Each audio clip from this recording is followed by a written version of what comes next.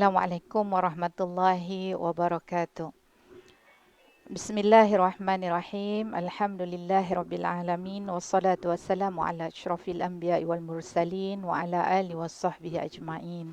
Rabbi shrah li sadri wa yassir li amri wahlul 'uqdatam min lisani yafqahu qawli waj'al li waziran min ahli.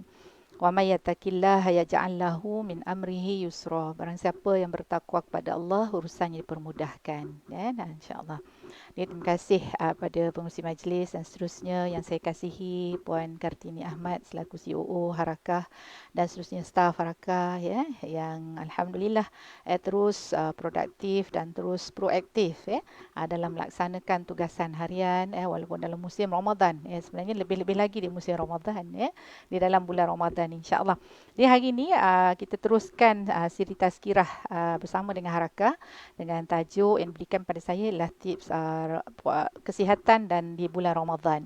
Ya, dan saya sukalah kalau misalnya kata tips kesihatan sebenarnya banyak banyak yang kita boleh dapat daripada pengisian-pengisian, daripada bacaan-bacaan, tapi saya akan emphasizekan atau tekankan beberapa perkara lah yang boleh insya-Allah yang boleh kita bawa balik dan boleh kita amalkan bersama, terutama sekali yang bercakap lah yang bercakap ni yang kena amalkan dulu. Okey. Dan saya sebenarnya sebelum ni kalau lebih suka kita buat tajuk tu lebih luas lagi iaitu Ramadan dan gaya hidup sihat dan kesihatan. Ramadan dan kesihatan. Pertama kali sebagai satu mukadimahnya saya suka untuk baca satu hadis baginda Rasulullah SAW yang berbunyi sumu tasihu. Berpuasalah kamu nescaya kamu akan sihat. Okay. Ya, walaupun hadis tu dikata dia pakai hadis yang dhaif dari segi tapi dari segi maksud maknanya adalah sahih. Dan benda itulah juga antara hikmah kita berpuasa. InsyaAllah bila kita berpuasa kita akan sihat. Maknanya kalau misalnya kata kita berpuasa tapi kita makin tak sihat, adalah something is wrong somewhere. Hari inilah kita nak tengok muhasabah diri kita dari segi bagaimana amalan-amalan puasa kita di bulan Ramadan ini dan juga amalan terutama sekali dari segi pemakanan, cara berfikir dan sebagainya. Doktor suka mulakan dari segi kesihatan, kata tips kesihatan. Kita jangan fokus kepada fisiologi puasa tu sahaja. Itu hanya sebagai kesihatan dari sudut fizikal tapi kesihatan yang lebih luas lagi dan mana kesihatan itu juga bermula di bulan Ramadan ini adalah kesihatan yang secara holistik, secara menyeluruhnya adalah kesihatan dari segi spiritual dari segi mental, dari segi emosi dan seterusnya. Akhirnya baru kesihatan dari segi fizikal. Sebab tu dalam bulan Ramadan adalah bulan yang sangat bagus untuk kita recharge balik kesihatan tu. Recharge saya terutama sekali dari segi spiritual hubungan kita dengan Allah Subhanahu Wa Taala. Sebab tu tips yang pertama daripada saya ialah cuba amalkan apa yang disyariatkan oleh Islam, apa yang di perkara yang wajib, perkara yang sunat yang ada dalam bulan Ramadan ni, insya-Allah kita akan bertambah sihat. Apa yang ada kalau kita tengok satu-satulah. First kali kita kena ada niat. The power of intention ni, niat ni sangat kuat dari segi kesihatan. Bila niat tu dia pasal membina mindset kita. Bila mindset kita betul, kita akan gunakan itu dia panggil kesihatan mental. Kita ada mindset yang betul, cara berfikir yang betul, insya-Allah kita segalanya insya-Allah kan rasa mudah. Kenapa? Kita bila bulan Ramadan kita dengan niat puasa, kita boleh tahan lapar, kita boleh tahan. Tapi kalau bila bulan bukan kita tak puasa, perkara kita tak puasa, tak ada niat dan sebagainya, perut tu tahu je bila masa dia nak keroncong tahu je kita akan tahu benda sebab kita tak ada mindset yang betul. Niat tu sangat membentuk mindset kita. Sangat membentuk. Sebab tu niat dalam satu perkara tu sangat penting dalam Islam dan dari segi perubatan pun sangat penting. Kalau kita berpuasa ni kita ada niat untuk kesihat, lebih sihat insya-Allah. Kita dia akan mengajar, daripada niat tu akan mengajar diri kita, otak kita cara berfikir dan seterusnya otak tu akan alirkan pada tindak tanduk kita untuk ke arah itu. Disebut kalau kalau kita pergi broader lagi dari segi hukum tarikan lah misalnya ataupun universal law of attraction. Yang pertama sekali dikata kena tahu niat. Kalau kita nak kaya tapi kita tak ada niat nak kaya, susah nak jadi kaya. Kena niat. Nak kaya untuk apa? Niat untuk apa? Kata kita nak berjaya. Niat untuk apa? InsyaAllah. Kalau tak ada niat, susah. Sebab niat itu pertama. Yang keduanya, kesabaran, istiqamah, kan, fokus dan sebagainya lah. Tapi untuk dalam konteks puasa ini, contohnya lah niat kan, mindset ni. Saya nak share sikit pengalaman saya dengan anak lah bila saya anak kecil umur 8 tahun. Saya ingat masa mula-mula saya ajar dia berpuasa untuk puasa penuh lah ni. Dan puasa awal 6, mula 6 tahun kita dah start dengan puasa separuh hari dan sebagainya lah.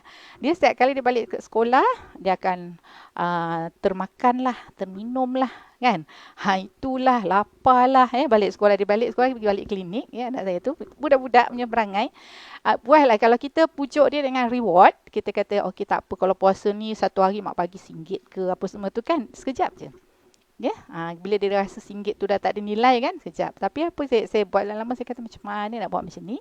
Saya kata kat dia, Aziz, sebenarnya kalau puasa ni kan Allah bagi satu pintu, iaitu pintu syurga yang khusus untuk orang puasa. Rayyan pintu Rayyan. Kata mak puasa, bapak puasa, Alung puasa, Angah puasa, semua nanti nak masuk syurga ikut pintu tu. Jadi Aziz je lah, kalau Aziz tak puasa, bye-bye Aziz. Gitu. Dia terus menangis, saya pun terkejut. Menangis dia sebab tak dapat masuk syurga ikut pintu Rayyan. Sejak tu, esok tu terus boleh puasa penuh. Sampailah hari ni boleh puasa penuh. Boleh puasa penuh sampai hari ni, tak ada ringgit, tak ada apa. Cuma kita jagalah dari segi makan. Setiap bulan puasa ni special sikit lah. Bukan special dari segi makanan, special dari segi layanan kat dia. Sahur, buka, saya suap. Sebab nak pastikan nanti kita akan sentuh tentang kita nak kena pastikan cukup nutrin makanan tu masa kita sahur dan juga masa kita berbuka utama sekali untuk kanak-kanak lah kemudian tu keseluruhan mindset itu. Sebab tu amalkan semua yang ada niat, lepas tu ada sahur tu ada barakah kan. Lalu berkaitan dengan sahur ni dia sebut kalau segi kajian tu dia panggil early breakfast kalau daripada kajian tu early breakfast ni betul budak-budak kalau dia pergi sekolah awal pagi kan, sebenarnya dia kena makan dan sahur tu mengajar anak-anak ni supaya boleh makan pagi.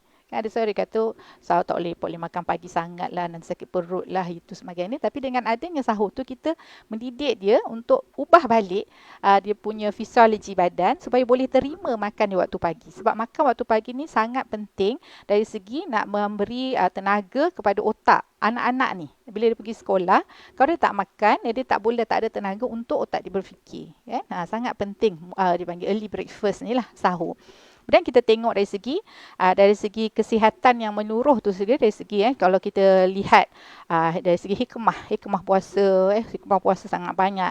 Salah satu hikmah yang akan kita bincang pada hari ini, hikmah dalam segi kesihatan lah. Dari segi kesihatan. Kemudian dari segi kesihatan kalau misal kata puasa tu sendiri adalah menahan.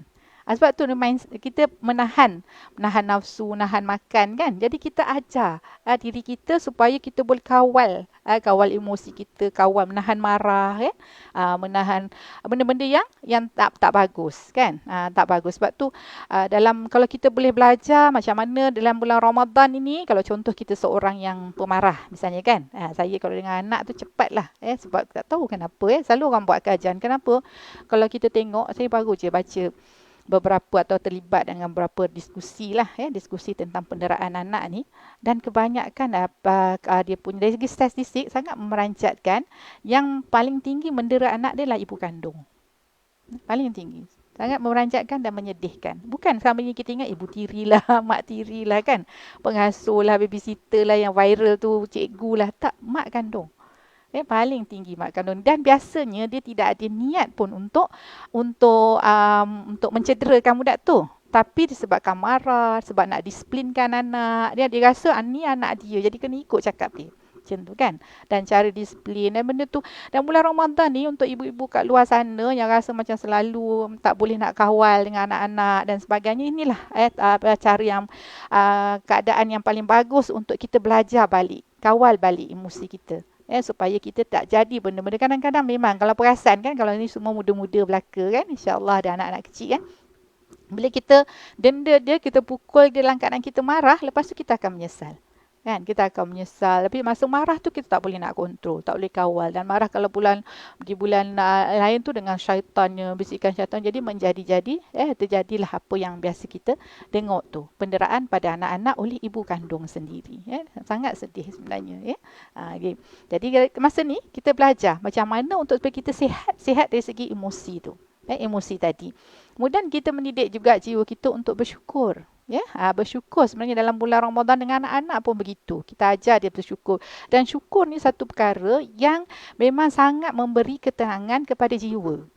Bila orang tu ada sifat syukur dalam diri dia. Syukur dengan sebenar-benar syukur lah. Sebab tu ada pepatah sebut, dia kata orang yang bersyukur dia jarang merungut.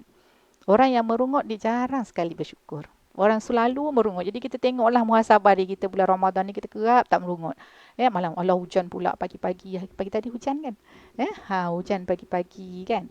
Lepas tu nak pergi kerja kita maksudnya kan ada. Kita dah start merungut ni. Kan? Kita tak start merungut maknanya ada benda-benda yang kita tak belajar tentang konsep syukur tu sendiri. Tak cukup dari segi jiwa kita untuk bersyukur pada Allah Subhanahu Wa Taala. Pagi tadi saya kejut anak saya kan. Dari lepas makan dia tidur, anak saya yang cik tu lah. Jod nak kata Aziz nak pergi sekolah ke tak kan? Kalau ikut mak dia kata tak apa kot, sejuk mak dia lah ni kan. Dengan COVID ni dengan apa dia terus buka mata, dia nak pergi sekolah. Sebab dia dah ada mindset dia. Mindset dia nak pergi sekolah. Jadi hujan ke apa ke, sebab tu penting pembentukan mindset yang betul. Dan pada yang ibu-ibu yang ada anak dalam bulan Ramadan ni lah untuk kita doktrin anak-anak kita dengan mindset yang betul. Dipanggil sebab biasanya mindset yang betul ini pada anak-anak dia akan jadi suatu pembentukan peribadi yang berterusan kepada diri anak-anak tu dipanggil kata hati. Kata hati. Jadi dia yang boleh membentuk kata hati ni kita dedahkan dia dengan pengalaman-pengalaman, idea-idea daripada mak lah, daripada keluarga supaya dia membentuk mindset dia kata hati yang betul. Dan kata hati ni sangat penting bila dia besar, hati dia akan berkata. Kalau dia nak buat sesuatu yang tak bagus, dia akan berkata. Dia kata, tak boleh ni. Tak boleh ni sebab kita dah doktrin kan. Perkara tersebut. Itu dari segi kesihatan lah. Kesihatan dari segi peribadi. Dan kemudian juga kalau ibadah puasa ni banyaklah sebenarnya doktor sebut tadi bagaimana ibadah puasa ni boleh memang direct kepada kesihatan kita sebab contoh menahan makan, menahan pandangan, menahan lidah dan sebagainya. Kemudian dan dari segi fisiologi memang dia ada kesan. Kesan kita pergi pada tips pada untuk fisiologi perubahan badan semasa puasa. Dia ada perubahan dari segi fisiologi kita.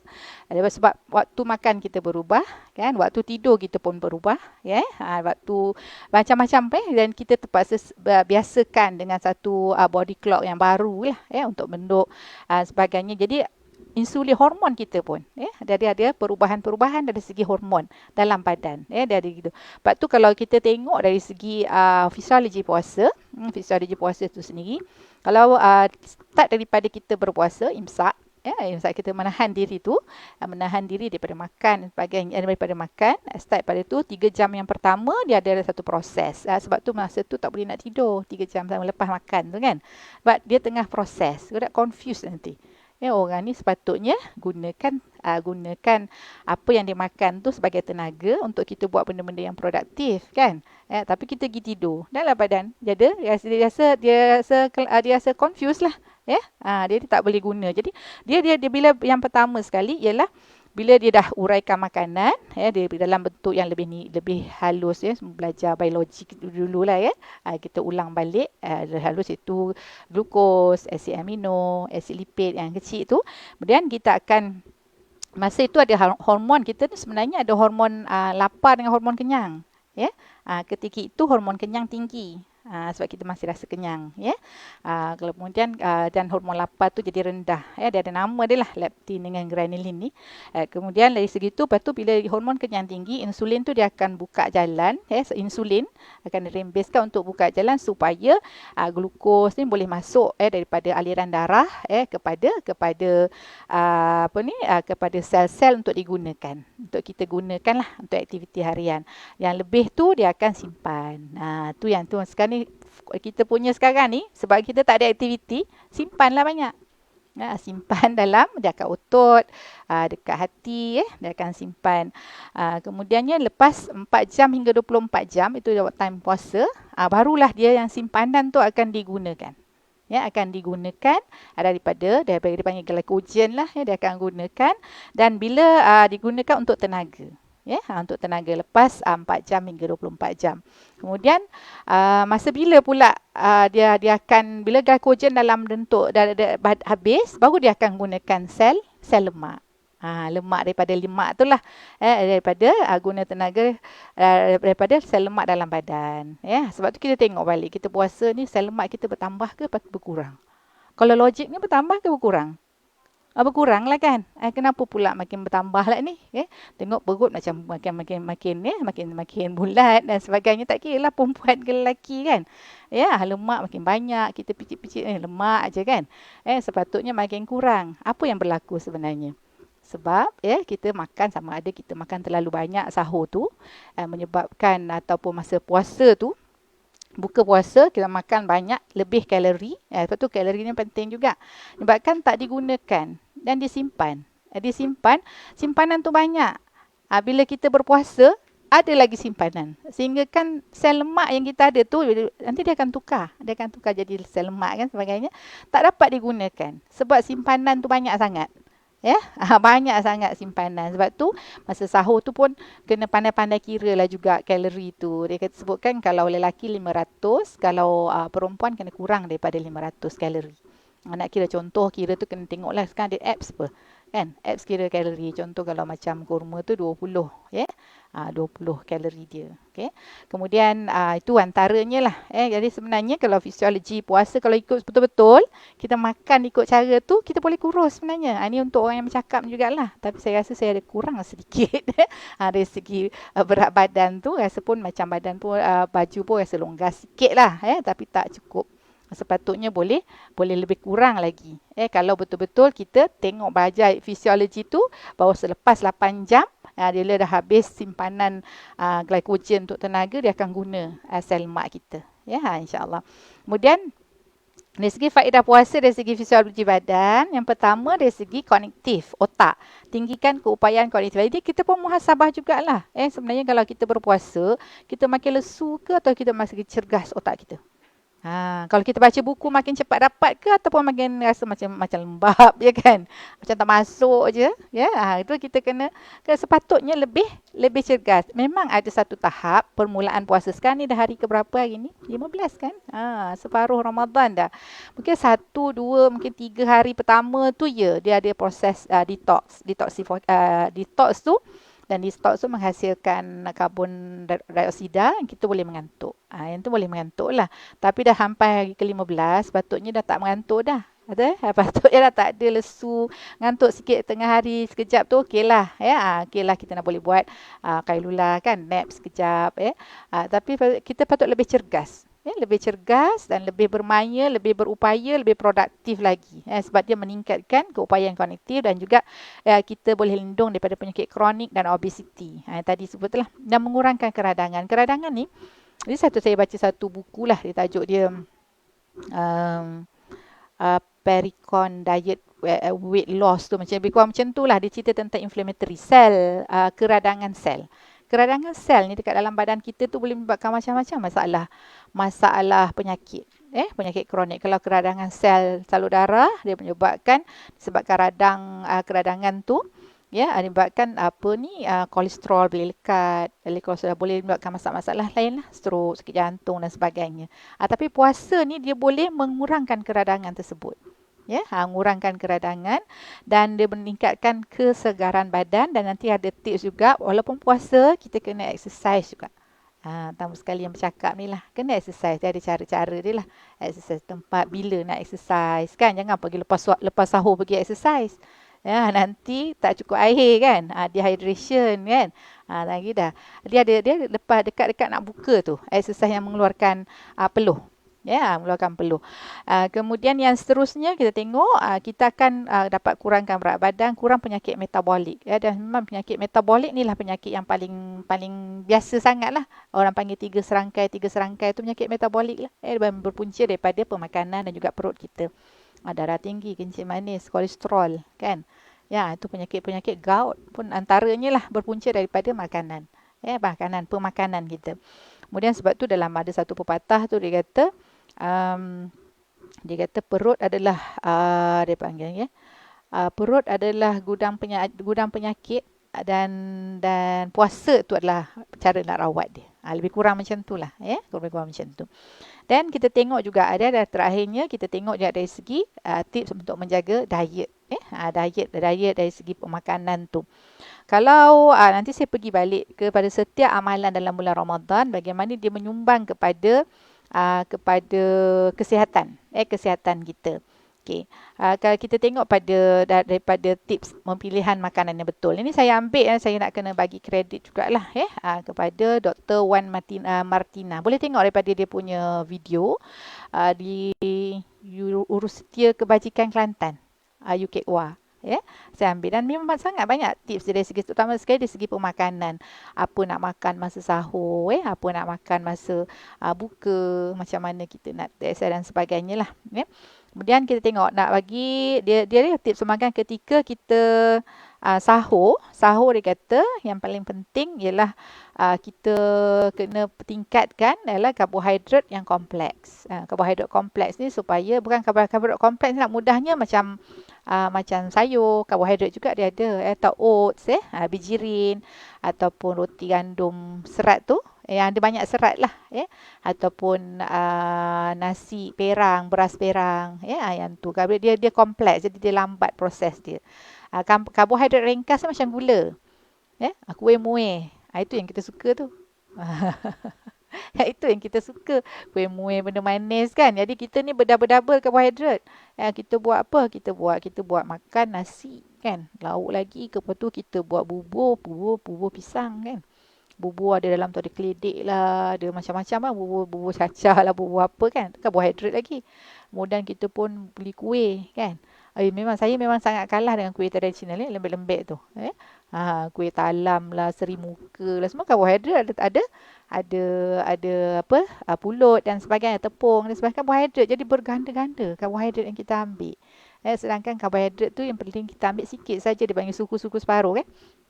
Suku saja. Suku tu termasuklah dalam tu lah, kalau kita pinggan kita tu suku tu lah, itulah nasi, itulah kuih, itulah roti, patutnya dalam portion yang suku tu. Suku lagi satu protein. Protein yang separuh tu adalah sayur-sayuran, serat, fiber, sayur-sayuran dan buah-buahan. Jadi kalau kita makan pagi, kalau untuk anak saya yang kecil tu memang saya makan memang nasi lah. Sebab dia anak-anak ni memang budak kecil, memang perlukan karbohidrat kan, dia perlu tenaga. Lama je puasa, nanti tengok kat sekolah berlari sana sini kan. Dia memang tengah membesar, dia tak boleh duduk diam, dia perlukan tenaga yang banyak. Sebab dia bagi. Tapi masalahnya bila suap anak, dia satu untuk engkau, satu untuk aku. Jadi macam mana tu? Jadi satu untuk kau, satu untuk mak dia. Jadi mak dia pun makan juga. Jadi sekarang cakap, tak boleh jadi ni.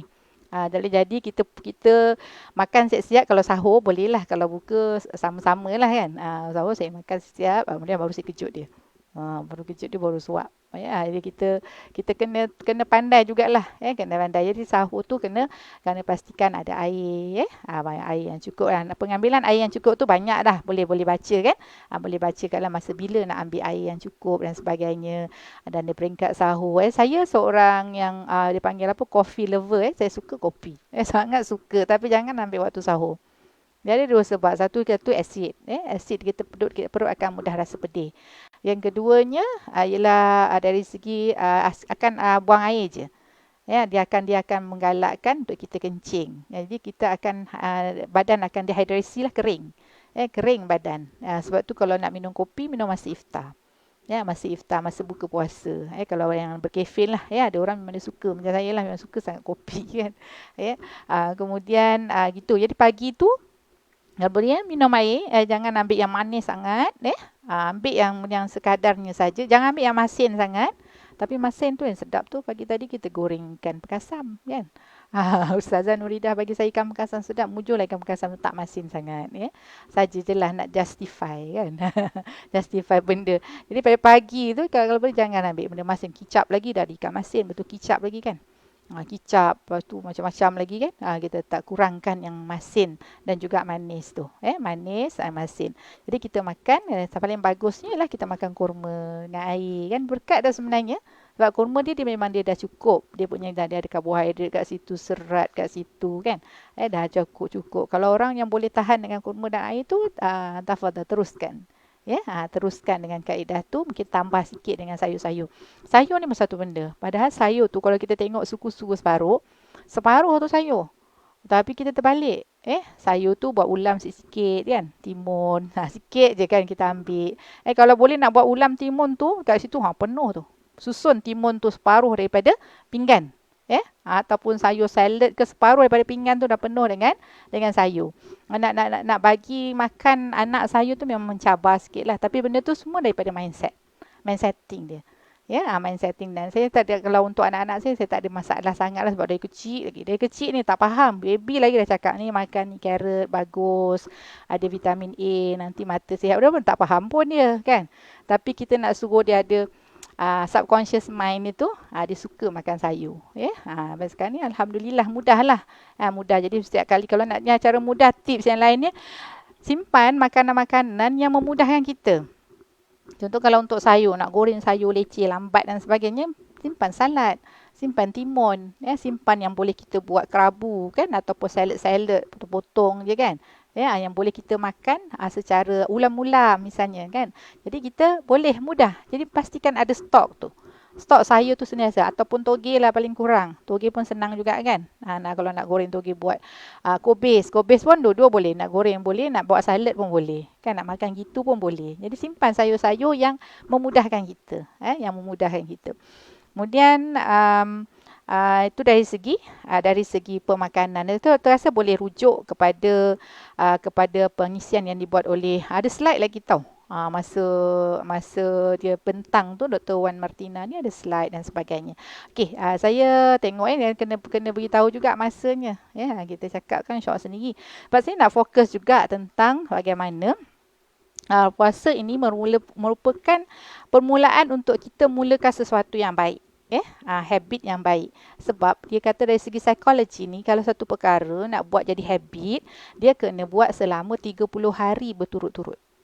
Baru boleh jadi sebati dalam diri kita, baru boleh jadi dipanggil body clock. Body clock tu macam dia akan terus kan, dia akan ada body clock dalam diri kita. Contoh, kalau kita nak amalkan, walaupun kita lepas bulan Ramadan tu mungkin kita tak boleh buat sebanyak masa bulan Ramadan, tetapi dia akan jadi habit yang baik.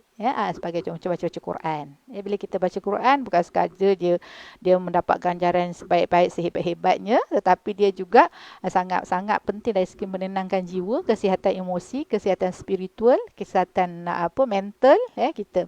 Dan bila kita start, contoh kita nak baca Quran awal pagi kan, nak mula. Sebelum ni macam payah je kan, tapi bulan Ramadan ni macam senang aja kan. Senang nak mula, kita cuba start, teruskan tiap-tiap hari 30 hari, insya-Allah dia akan menjadi habit yang baik. Begitu juga kalau kita nak start contoh solat duha lebih daripada 2 rakaat misalnya kan, nak buat 4, 6, boleh buat sampai 12 dan sebagainya. Kita mulakan. Di bulan Ramadan ni kita buat berterusan. Berterusan supaya kita dapat habit tu dalam diri kita lah, insya-Allah. Kemudian dari segi amalan-amalan dalam bulan Ramadan, saya niat tu doktor dah sebut kemudian sahur saya dah sebut, solat tu memang banyak lah. Satu buku yang menarik yang saya baca kajian buku dia tentang kajian tentang pergerakan solat, dan antara pekajinya salah seorangnya adalah daripada Universiti Melaya kan, ada sebuku adalah bukan Islam. Dari segi apa benda tu, pergerakan solat tu sendiri. Bukan sebab tu kalau solat kita kena buat betul-betul lah. Bukan betul-betul macam ni. Kita dari segi fizikal, kalau rukuk tu rukuk betul-betul. Jangan rukuk main kan. Rukuk tu nak tegak, buat betul-betul tegak. Berdiri tegak, berdiri betul-betul tegak. Kan? Berdiri tegak. Sebab benda tu sangat memberi manfaat daripada kesihatan kita. Kalau kita sujud tu, sujud betul-betul. Tu dari segi dia punya posture, posture badan dan sebagainya.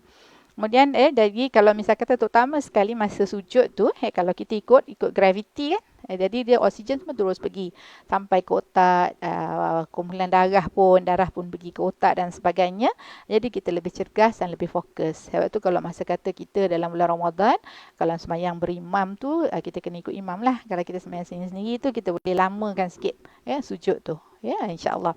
Kemudian dari segi sendi dan juga dari segi meditasi dia sebut apa dia kata, kalau misal kita dalam ni kajian barat lah dia, kalau orang yang buat ada aktiviti pergerakan solat, sembahyang untuk orang Islam, kalau disebut lagi satu tu benda tu, satu lagi tu yang boleh lentur-lentur badan tu, yoga kan. Tapi kita orang Islam kita sembahyang lah.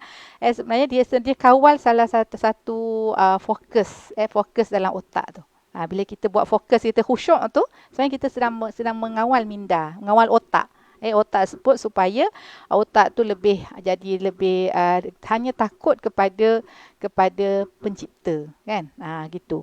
Kemudian tak takut dengan ujian-ujian dalam kehidupan dan kita boleh lebih ceria. Sepatutnya orang sembahyang ni walaupun kita dalam solat tu kita cuba untuk muhasabah diri untuk panggil kita meluahkan perasaan kan, kita bermunajat pada Allah Subhanahu Wa Taala kan. Sebagainya walaupun kita nangis tapi lepas solat tu patutnya memang melahirkan jiwa yang lebih ceria dengan kehidupan. Okay. Kemudian selain pada tingkatkanlah, kemudian solat tarawih. Solat tarawih disebut satu rakaat boleh bakar 10 kalori. Jadi kalau siapa rajin buatlah 20 20 rakaat. Boleh ke 2 kali. Kali 10 200 kalori tu. Ingat senang susah tau. Nak bakar kalori banyak tu itu. Kemudian dari segi kalau qiyamul lail, amalan qiyamul lail pula sihat spiritual dan terapi untuk stres. Okey. Kemudian dari segi tadarus kuatkan memori. Dan kita menariknya sebab saya dah tua ni baru saya tahu kelebihan kita baca Quran daripada kanan ke kiri. Kita kalau perasan ini buku ni saya baca daripada kiri ke kanan kan, kiri ke kanan. Tapi kalau fitrahnya adalah daripada kanan ke kiri. Saya tulisan Jawi, Quran daripada kanan ke kiri. Kalau tulisan-tulisan macam Cina pun daripada kanan ke kiri. Tak tahu daripada atas bawah tak tahulah macam mana kan. Tapi kelebihannya adalah sebab dia mengikut fitrah kita. Fitrah kita macam mana? Sebab tu kalau kita baca Quran sebenarnya kalau orang yang tak tahan baca ketika memandu, kena dalam kereta lah.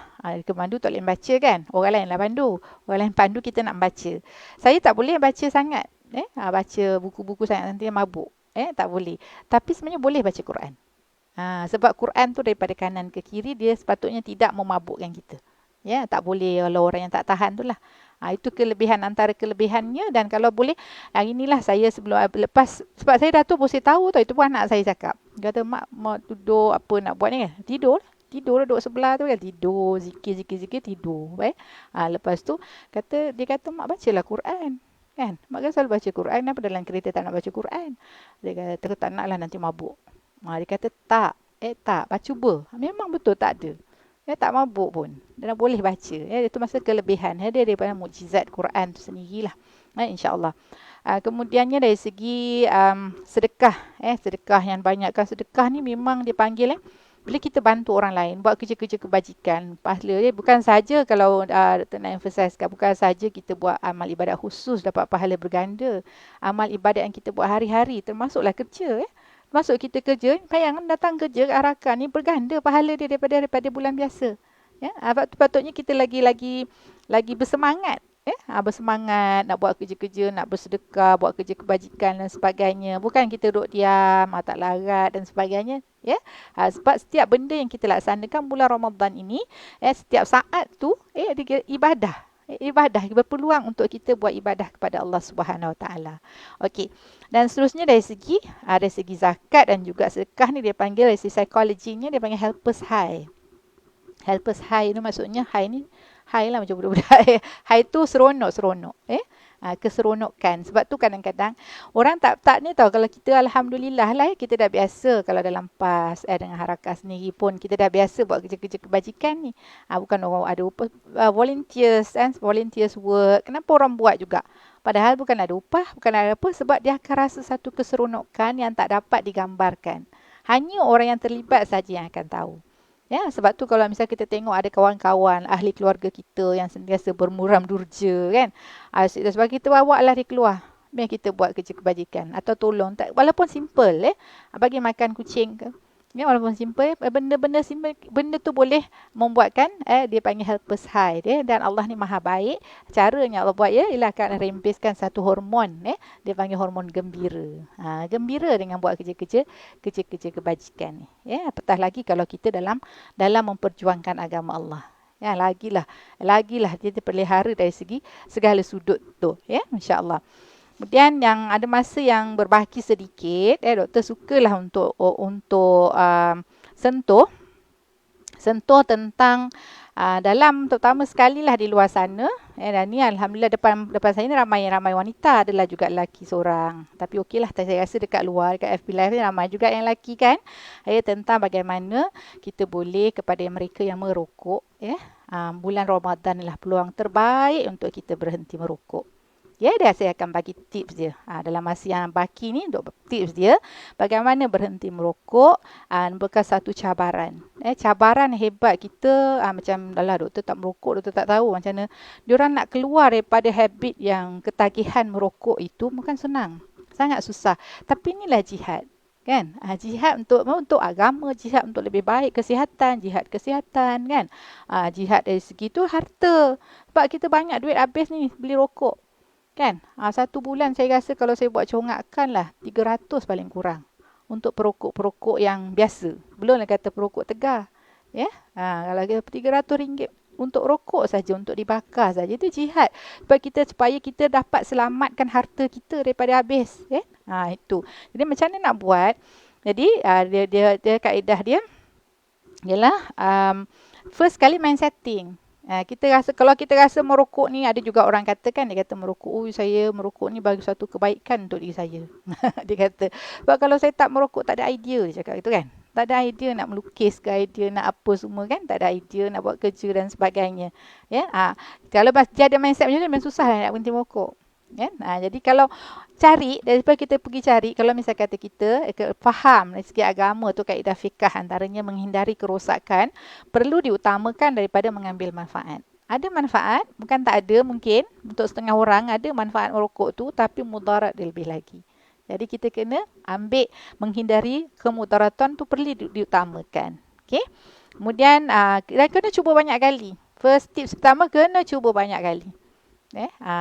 Kemudian dari ketagihan fizikal, ketagihan nikotin ni, dekat rokok ada nikotin. Yang buat kita tagih tu adalah nikotin dia. Ada. Kemudian disebabkan sebab dia ada cycle. Cycle kitaran ketagihan tu. Yang muslimat ni dengar je lah nanti kita boleh cakap dengan orang sebelah ke kan.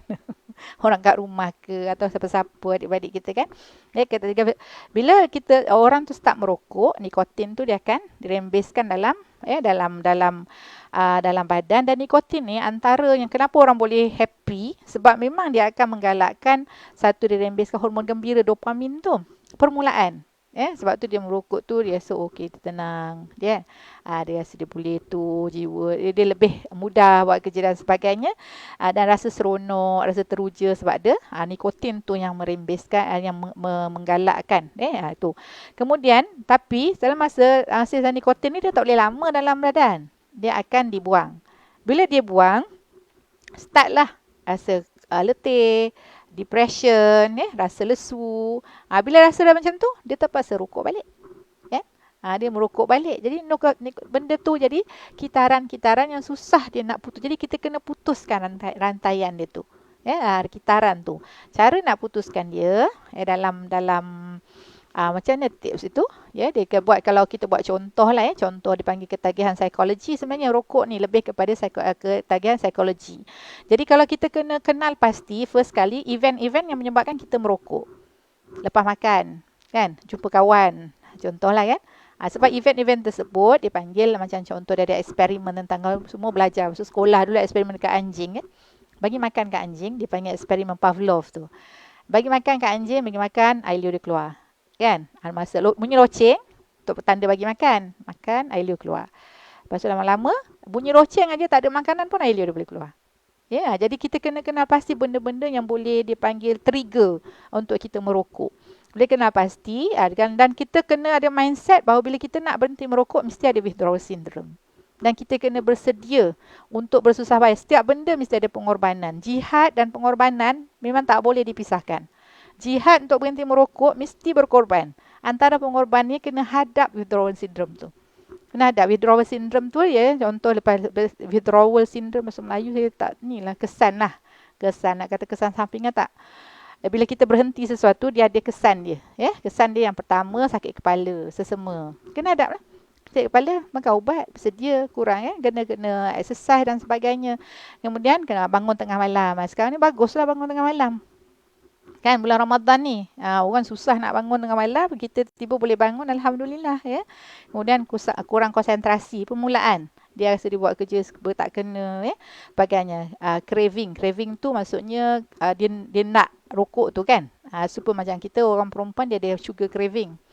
Sugar craving tu masa dia nak gula. Rasa macam tinggi nak makan gula. Kalau tak dapat gula, kalau saya dulu teh tarik. Wah, tak dapat teh tarik 1 hari. Oh, rasa lesu badan samalah dengan mak saya lah. 1 jug tu kita boleh habiskan berdua saja. Itu.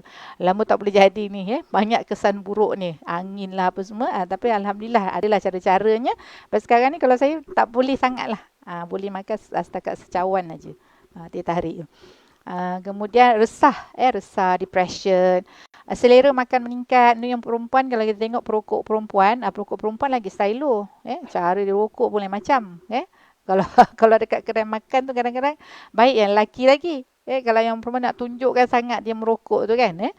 Kemudian dia kata bukan tak nak berhenti. Dia kata kalau berhenti nanti mulalah berat badan naik. Memang betul Memang betul dia akan ada peringkat. Tapi benda tu bila kita bersedia, kita akan adalah cara dia untuk atasi setiap simptom ni. InsyaAllah. Kemudiannya persiapan. Persiapan yang paling pentingnya adalah persiapan mental. Persiapan mental. Kita letak mindset nak berhenti merokok. Dan ada tips-tips dia. Antaranya, tadi kan dia ada event-event tertentu. Dia kata kalau mula-mula start merokok tu, berhenti merokok tu kita ada target. Contoh kita nak berhenti, katalah kita target dia simple je. Bulan Ramadan ni nak berhenti merokok. Tak apa, sehingga 30 Ramadan. 1 Syawal nak merokok balik. Tak apa, buat target tu macam tu. Sekurangnya ada target. Kemudian nak dekat 1 Syawal tu, kata tak apa, nak sambung sikit lagi lah. Nak sambung lepas Syawal. Kan? Habis Syawal tu, kita kata ada nak sambung sikit lagi sampai lepas Raya Haji lah pula. Kan? Letak target perlahan-lahan, sikit-sikit letak target. Lepas tu lama-lama kita akan keluar. Lepas sebulan memang dia akan rasa dia akan berbalik. Dia akan berbalik, cuba lagi. Buat lagi, letak target lagi. Benda disebut juga perkara-perkara yang associate dengan rokok, cuba elakkan. Apa yang perkara associate dengan rokok? Apa benda? Lighter. Buang lighter semua. Lighter. Apa lagi perkara associate dengan rokok? Jumpa kawan. Jadi kena jumpa kawan lain lah pula. Ataupun tahan dirilah daripada jumpa. Sebab kawan-kawan ni kadang-kadang kita tak merokok, dia ulur pula kan. Gitu kita jumpa kawan lain lah pula untuk bulan Ramadan ni. Kita cari kawan masjid tu pula kan. Kat masjid orang tak merokok. Orang yang merokok pun dia tak merokok kat masjid kan. Dia cari kawan lain contoh. Ataupun dia kebut kalau tukar body clock. Tukar body clock ni maksudnya kalau kita pergi kerja, ikut jalan yang sama, balik tukar jalan. Tukar habit, tukar rutin. Dia kata tukar rutin harian tu. Kalau biasa pergi kerja naik kereta, kita pergi naik LRT lah pula. Cuba tukar. Supaya kita buat biasa dengan pertukaran badan tu bila kita nak berhenti merokok. Kemudian kalau bau rokok pun kena buang. Kalau kat rumah tu bau merokok, cucilah semua. Cuci ke sekarang sanitize kan rajin kan. Buat sanitasi, kenapa buat sanitasi? Sebab saya nak berhenti merokok. Ada COVID ke? Bukan. Nak berhenti merokok. Nak buang kuman kan. Nak buang kuman, nak buang bau kan. Jadi boleh kita buangkan bau tersebut. Yang paling penting, warna-warna kat rokok. Kalau perokok ni, sebab saya seorang doktor gigi. Jadi memang kita boleh kenal lah stain rokok tu. Boleh kenal. Boleh stain rokok, stain makanan, stain Milo. Kita boleh kenal lah. Kalau stain rokok tu kena buang. Jadi pergi jumpa doktor gigi, buang stain, buang apa-apa yang berkaitan dengan rokok tu. InsyaAllah. Untuk yang tips merokok tu, kalau baju-baju yang dah berbau tak boleh hilang juga, basuh, buang je lah baju tu. Jangan bagi ke orang pula, orang bau rokok. Kita cuba tukar. Tukar habit tu, insyaAllah saya yakin. Pertama sekali kepada ahli PAS di luar sana. Memang ada setengah-setengah tempat dia jadi satu budaya sebenarnya merokok ni. Ada tempat mungkin dia kecil penat dan sebagainya, tapi tak apa. Kita try lah. Usahalah untuk dari segi fatwa tu saya tak nak sentuh. Semua orang pun boleh tahu kan dari segi fatwa merokok tu macam mana. Pandangan-pandangan ulama' dan sebagainya. Tapi dari segi kesihatan saya syukurkan bulan Ramadan inilah bulan yang terbaik untuk kita mulakan sesuatu yang lebih baik, sihat dan sebagainya. Dan insyaAllah muslimat, tuan-tuan dan staf-staf Harakah yang ada pada hari ini, insya-Allah kalau kita letakkan keseluruhannya yang Allah bagi kepada kita, syariat yang Allah bagi pada kita ini adalah memang untuk kebaikan kita. Ya, dan kita tak ada, kita tahu dengan tak tahu je lah. Kita sedar dengan tak sedar je lah. Ya, lama kita boleh buat, dan kita doalah pada Allah Subhanahu Wa Taala semoga Ramadan kali ini adalah Ramadan yang lebih baik daripada yang sebelum ni, dan mungkin terbaik dalam kehidupan kita, sebab kita tak tahu akan datang, kita boleh berjumpa lagi dengan Ramadan ataupun tidak. Ya, dan sekarang ni kita dah masuk pada separuh Ramadan yang terakhir, lagilah kita lipat gandakan usaha kita, dan kita kena kalau nak banyakkan ibadah memang kena kurangkan makan, ya. Untuk diri saya lah, sahur, iftar kita kurangkanlah, kurangkanlah makan tu, dan insya-Allah, dan kita tak naklah menjadi seperti yang Nabi sebut bahawa ada orang berpuasa ni tapi dia tak dapat apa-apa selain daripada lapar dan dahaga sahaja. Ada orang yang apa? Yang berjaga malam, tapi dia tak dapat apa-apa selain daripada jaga je lah, mengantuk dan penat sahaja. Ya, itu na'udzubillah lah. Sangat-sangat rugi. Dan dalam kesempatan ini jugalah, saya nak nyuruh diri saya lah, supaya kita kurang menjaga diri daripada mengurangkan pahala. Ni ada satu yang hadis saya sebut tu adalah hadis Ibnu Majah, yang bermaksud berapa ramai orang yang berpuasa yang tidak mendapat apa-apa melainkan lapar, dan berapa ramai orang yang melakukan qiyamul lail, iaitu beribadat pada sepertiga malam tidak mendapat apa-apa kelebihan melainkan penat berjaga sahaja. Na'udzubillah. Takut kan? Takut, penat. Kita ni lah sama-sama doa, doa pada Allah Subhanahu Wa Taala agar segala amalan kita Allah terima di sisinya, dan ambil kesempatan ni dan minta pada penonton semua, pada staff semua, doakanlah, pertama sekali doakanlah pada umat, jangan lokek, jangan doa untuk diri sendiri je, buat senarai doa tu untuk diri sendiri je, nak itu, nak ini, nak itu kan. Tapi yang paling penting kita doakan untuk Islam pertama, kan, untuk Islam tu sendiri, kedua untuk umat, untuk umat, penyatuan ummah ni sendiri, insya-Allah kita doakan supaya kita selamat dunia dan akhirat. Insya-Allah terasa sekadar itu saja, dan kita boleh cari banyak tips tentang kesihatan Ramadan dan kesihatan ini, dan memang telah pun dikonvensikan, dah dibuat paper, antaranya boleh meningkatkan kesuburan perempuan dan lelaki bulan Ramadan dan sebagainya. InsyaAllah kita boleh balik recharge balik untuk diri kita, dan kita janganlah, pesanan terakhir daripada saya, janganlah jadikan alasan puasa ini sebagai lesen untuk kita makan lebih banyak. Itulah, itu biasalah, kita dah puasa, sebab puasa ni jadi kita pun iftar pun sebab tadi puasa tak apa kan, jadi boleh makan lebih sikit, bukan jangan jadikan dia, sebab ia lebih memudaratkan, sebab kita makan benda banyak dalam masa yang singkat, malam pula tu, dan ikutlah titah perintah Allah, sunnah-sunnah baginda Rasulullah SAW, insya-Allah kita akan lebih sihat dari secara holistik. Sihat spiritual, saya ulang, sihat emosi, sihat mental, cara kita berfikir, dan juga sihat fizikal. InsyaAllah saya sekadar itu saja. Wabillahi taufiq wal hidayah. Wassalamualaikum warahmatullahi wabarakatuh.